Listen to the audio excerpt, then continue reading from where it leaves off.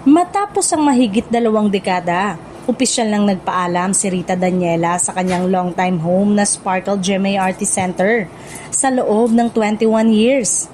Nakilala si Rita bilang isa sa mahuhusay na homegrown talent ng GMA Network, mula sa pagiging mahusay na singer hanggang sa pagiging versatile actress sa iba't ibang teleserye at programa sa Kapuso Network. Kamakailan ay umugong ang balita na lilipat na siya sa Viva Artist Agency, na isa sa pinakamalaking talent management companies sa bansa.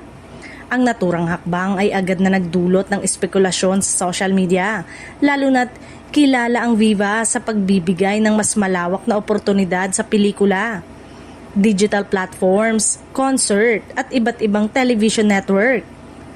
Dahil dito, marami ang nagtatanong kung tuluyan na nga bang lilipat si Rita sa TV5. Lalong uminit ang usap-usapan matapos siyang makita sa ilang programa na konektado sa ibang network. Gayunpaman, sa ngayon ay wala pang opisyal na kumpirmasyon mula kay Rita o sa alinmang kampo kung may permahan na ngang kontrata para sa permanenteng paglipat sa TV5.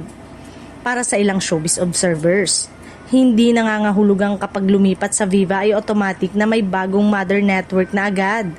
Posible rin umano na maging freelance setup muna si Rita, kung saan maaari siyang tumanggap ng proyekto mula sa iba't ibang platform, television man, pelikula o streaming services, depende sa magiging kasunduan.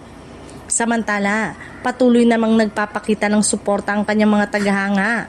Marami ang nagsasabing excited silang makita ang bagong yugto sa karir ng aktres at kung ano-anong proyekto ang kanyang pasasabugin sa ilalim ng bagong pamamahala. Sa ngayon, nananatiling palaisipan kung saan talaga mapapanood si Rita Daniela sa susunod, ngunit isang bagay ang sigurado: sa tagal ng kanyang karanasan at sa talento na kanyang pinatunayan sa industriya, tiyak na marami pa tayong aabangan sa kanyang career journey.